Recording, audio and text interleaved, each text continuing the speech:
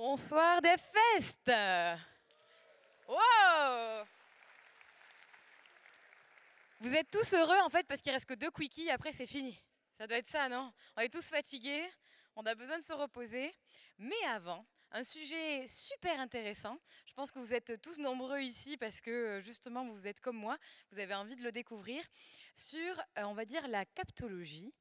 Et je vous avoue que je suis très contente aussi d'être là, parce qu'il y a quelque temps, j'ai donné une conférence qui s'appelle le design de la persuasion, où j'avais creusé, et figurez-vous que j'étais tombée sur le site et la matrice que va vous présenter un petit peu, en tout cas les concepts que va vous présenter Flora.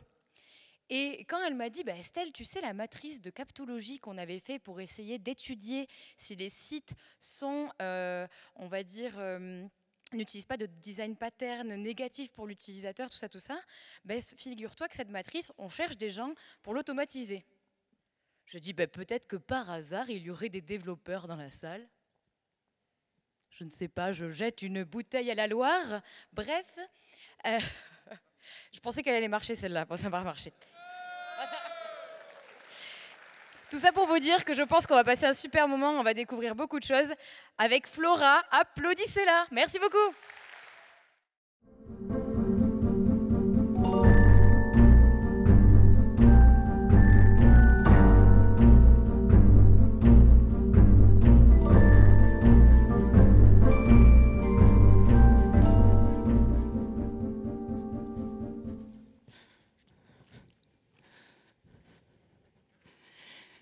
Bonjour à tous, je suis ravie d'être avec vous dans cette dernière après-midi du DevFest et nous allons voir ensemble durant les 20 prochaines minutes comment les interfaces nous manipulent. Je me présente, Flora Brochier, je suis designer UX en freelance et membre de Designer Éthique. Je suis responsable de l'antenne de Brest et j'ai écrit le guide Concevoir sans dark pattern qui est sorti il y a 2 semaines. Pour vous présenter brièvement l'association Designer Éthique. Designer Éthique, c'est une structure de recherche-action sur le numérique et les pratiques de design. Sa mission, c'est de voir advenir un numérique soutenable, responsable et capacitant pour les individus, la société et l'environnement. Et pour ça, elle a développé 4 axes. Le développement de connaissances à travers des articles, des matrices et des guides, dont le guide Concevoir sans dark pattern. L'alimentation de communautés avec des antennes, dont l'antenne à Nantes. La formation avec la formation professionnelle et l'illustration à l'aide de POC comme le site Designer Éthique. Si vous voulez en savoir plus, vous pouvez aller voir le site Designer Éthique. Sinon, on a une newsletter mensuelle avec le récapitulatif de ce qui s'est passé durant le mois et de ce qui va se passer. Mais pour revenir à notre sujet, moi, ce que j'aimerais savoir, c'est est-ce que ça vous est déjà arrivé d'aller sur un service de streaming et de rester bien plus longtemps que prévu sur ce service? Moi aussi. Et la question, c'est pourquoi est-ce que vous restez plus longtemps que prévu? Et pourquoi est-ce que moi aussi, je reste plus longtemps que prévu?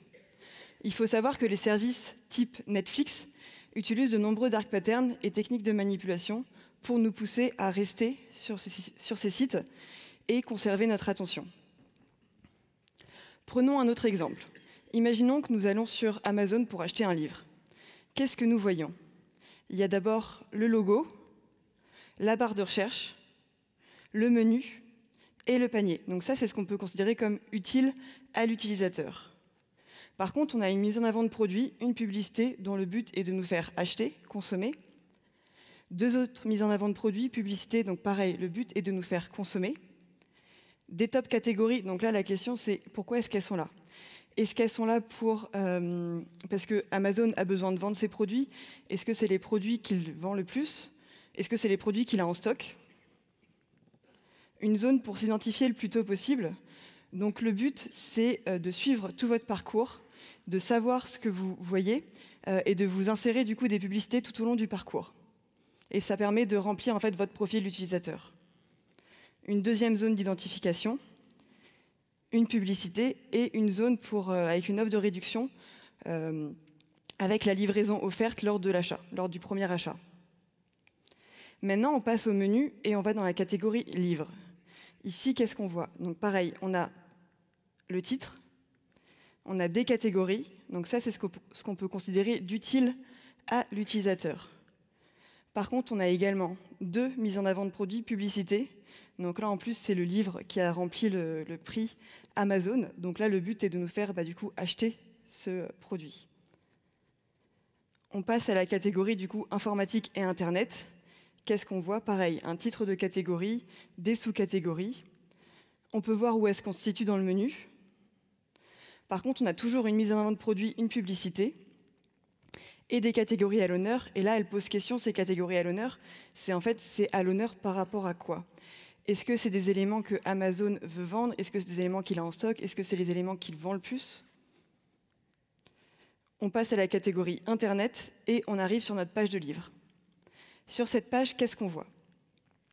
Il y a le titre du livre, son visuel, on a la date de parution, on a les auteurs, on peut savoir le type de format qui est sélectionné, on peut choisir le format, on a son détail, des informations pratiques, on sait le prix, ce qui est toujours utile, la disponibilité, s'il est en stock ou non, on peut choisir la quantité dont on a besoin. Il y a des informations sur le vendeur. On peut l'ajouter au panier et on a accès à l'arborescence. Donc ça, c'est toutes les informations sur la page qui sont utiles à l'utilisateur et qui servent son besoin. Par contre, du coup, on a également donc, une publicité toujours en haut.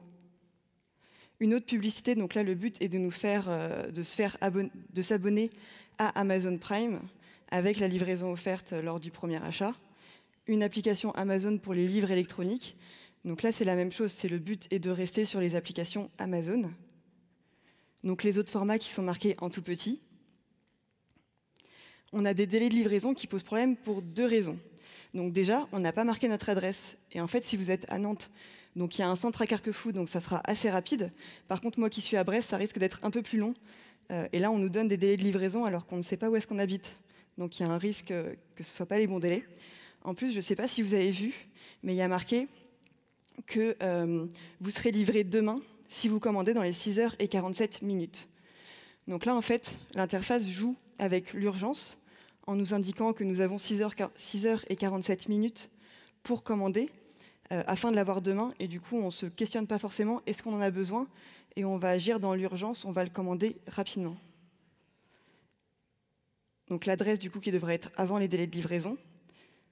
Et un achat rapide, donc là en fait on ne passe pas par le panier, on achète directement. Et l'idée en fait c'est que l'utilisateur ne se pose pas de questions et qu'il achète le produit spontanément. Maintenant si on regarde sur le reste de la page, il y a des descriptions de produits qui sont utiles, des détails du produit, on a les présentations des auteurs, on a les avis qui peuvent poser problème, mais là on les met plutôt dans la catégorie positif. Par contre, on a les produits fréquemment achetés ensemble. Donc là, le but est de faire augmenter le panier de l'utilisateur, de le faire consommer. Donc, plus d'articles à découvrir, c'est la même chose. Une publicité. Donc, les autres vendeurs qui sont quand même très bas sur la page. Les articles achetés après avoir regardé ce produit. Donc là, c'est pareil. Le but est de faire consommer l'utilisateur, de le faire acheter plus. Produits liés, c'est la même chose. Une publicité. Une zone pour donner son avis sur l'expérience. Donc là, le but est de faire en sorte que Amazon, du coup, ça a valeur ajoutée pour Amazon. Une évaluation, donc pareil, il aime bien avoir des avis, ça met en avant son service. Et une publicité. Donc là, en fait, si on regarde, ça fait quand même beaucoup d'éléments sur la page qui ne sont pas là pour l'utilisateur, mais qui sont là pour le pousser à consommer ou qui sont à valeur ajoutée pour l'entreprise. Donc tous ces éléments de manipulation, ils peuvent prendre plein de formes différentes. Si on regarde d'autres exemples, voici un exemple. Donc là, en fait, on va s'abonner à une box. Et là, lorsqu'on s'abonne, donc c'est pour avoir une box par mois. Et la phrase très importante tout en bas, qui nous indique qu'en fait, on ne pourra pas annuler notre abonnement. On pourra annuler qu'après la deuxième transaction. Donc il y a un fort risque d'effet déceptif parce qu'en fait, l'utilisateur a de grandes chances de ne pas lire cette phrase. Si on regarde ici, donc ça c'est pour changer des préférences de cookies. Donc l'utilisateur change ses préférences de cookies. Il arrive sur cette page. Donc déjà, en fait, apparemment, ça prend du temps pour changer les préférences de cookies parce qu'il y a un processing qui est assez long. Ensuite, il y a un bouton qui est en vert. On a très envie d'appuyer dessus. Sauf qu'en fait, si on appuie, ça annule et en fait, on doit tout recommencer. Ici, c'est un exemple pour changer des préférences de newsfeed. Donc là, l'utilisateur, il arrive, il peut changer comment est-ce que c'est mis en forme, sauf que ses préférences, elles se remettent à jour tous les 60 jours. Donc il est obligé de revenir tous les 60 jours. Il y a forcément un moment où il va oublier, et ça va revenir aux paramètres par défaut.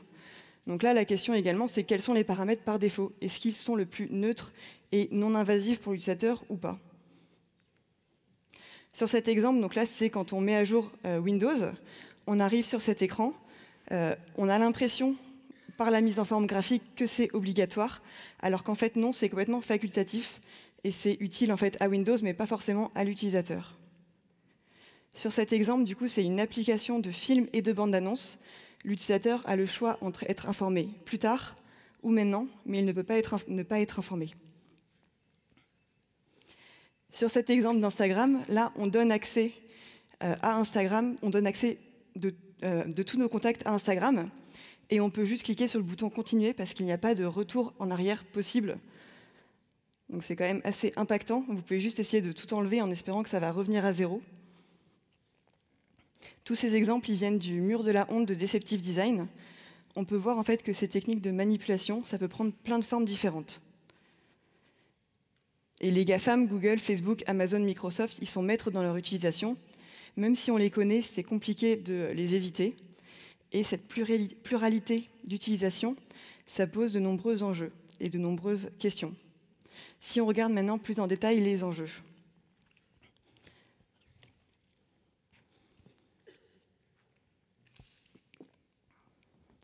Le premier enjeu à prendre en compte, c'est celui du libre arbitre. On a tendance à être influencé dans nos comportements de consommation. J'ai une petite note avec les études. Donc, il y a une étude de janvier 2023 de la Commission européenne et des autorités nationales des consommateurs qui a montré que 148 des 399 sites qui étaient audités comprenaient des dark patterns. Donc, c'est plus d'un tiers, c'est assez énorme. Donc, ces interfaces, elles nous poussent également à être de plus en plus réactifs. Il y a une étude de 2016 qui a montré que 60% des contenus retweetés l'étaient avant même d'avoir été lus.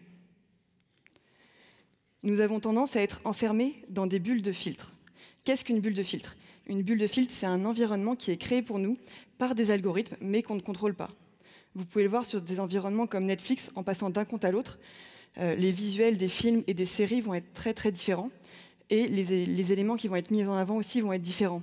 Pourquoi? Parce qu'il s'adapte à votre profil utilisateur, et il met en valeur les éléments que vous auriez tendance à regarder et à consommer. Vous pouvez également le voir sur TikTok ou Google, parce qu'il n'existe plus de Google générique, mais que des Google spécifiques. Nous sommes également influencés dans nos décisions. Je pense que vous vous rappelez de l'histoire du Guardian, qui avait influencé le Brexit et les élections américaines de 2016. Et en fait, c'était avec des publicités ciblées sur Facebook qu'ils avaient influencé les personnes à voter pour tel ou tel parti. Le deuxième enjeu à prendre en compte, c'est celui de l'attention, comme capacité à se concentrer, à être attentif. Nous avons tendance à utiliser nos téléphones et nos ordinateurs de manière compulsive. Il y a une étude de 2016 qui a démontré que nous tapions, touchions, swipons sur nos téléphones 2617 fois par jour. Et c'était en 2016. Nos tâches sont de plus en plus courtes. En 2014, il y a une étude qui a montré que 75% des contenus de l'écran étaient visionnés pendant moins d'1 minute. Notre attention, elle est de plus en plus en régime d'alerte. Selon le sociologue Dominique Boulier, il y aurait 4 régimes d'attention. L'immersion, la projection, la fidélisation et l'alerte. Et en fait, les interfaces, elles ont tendance à jouer avec notre régime d'alerte grâce à des éléments comme les pop-up, les notifications ou des éléments qui amènent l'aversion à la perte comme plus que de place disponible. Et en fait, du coup, ça pousse l'utilisateur à être en régime alerte, ce qui crée du stress. Le troisième enjeu à prendre en compte, c'est celui de la santé. Nous avons tendance, du coup, à être de plus en plus stressés, comme on a pu le voir juste avant. De plus, en fait, ces interfaces, elles jouent avec notre peur de manquer d'une information, ce qu'on appelle la FOMO, Fear of Missing Out. Du coup, on aura tendance à regarder régulièrement nos interfaces parce qu'on a peur de manquer la super story Instagram ou le post LinkedIn. De plus, du coup, ces interfaces, elles nous envoient tous les jours ce qu'on vit comme des récompenses. ce que ce soit des mentions j'aime, des commentaires, des reposts. Nous, on le vit comme des récompenses. Et en fait, on est stressé si on n'en a pas reçu assez. Ce qui crée en fait une charge mentale parce qu'on va s'obliger à aller régulièrement sur ces interfaces pour aller chercher en fait ces informations et ces récompenses. Le quatrième enjeu à prendre en compte, c'est celui de l'écologie. Il faut savoir que le numérique, il n'est pas neutre. C'est environ 4% des émissions mondiales de gaz à effet de serre. C'est pourquoi c'est aujourd'hui important de repenser notre manière de concevoir le numérique et de travailler sur des usages plus définis.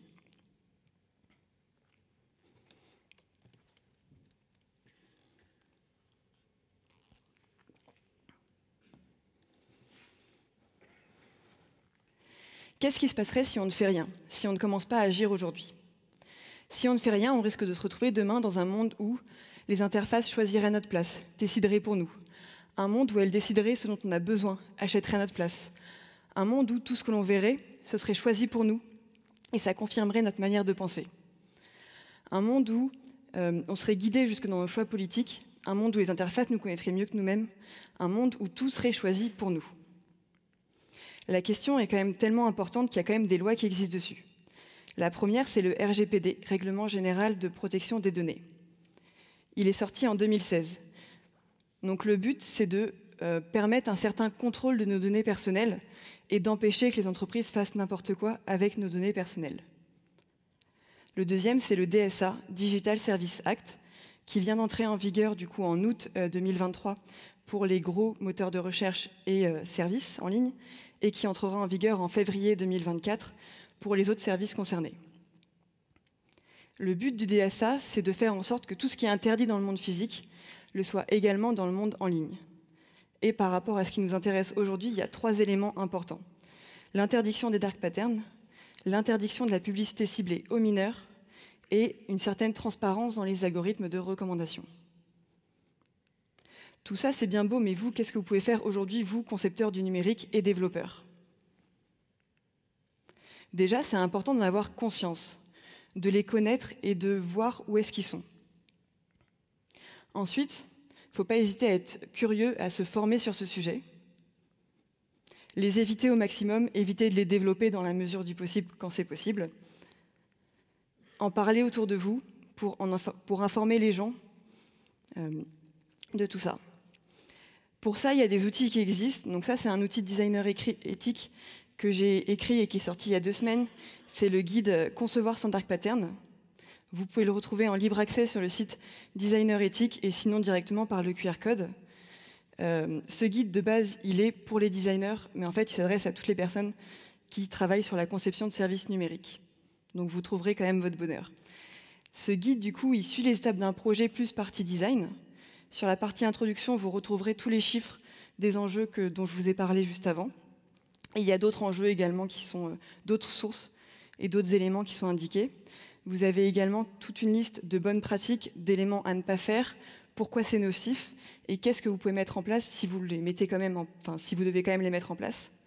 Vous avez également du coup des arguments pour votre hiérarchie, donc vos managers et vos clients, pour les pousser à en mettre le moins possible en place. Donc voilà, c'est en implémentant un monde plus responsable avec des technologies plus éthiques que nous pourrons vivre dans un monde plus éthique. Et moi, ce que j'aimerais savoir, c'est vous, qu'est-ce que vous êtes prêts à faire pour qu'un tel monde existe demain? Merci.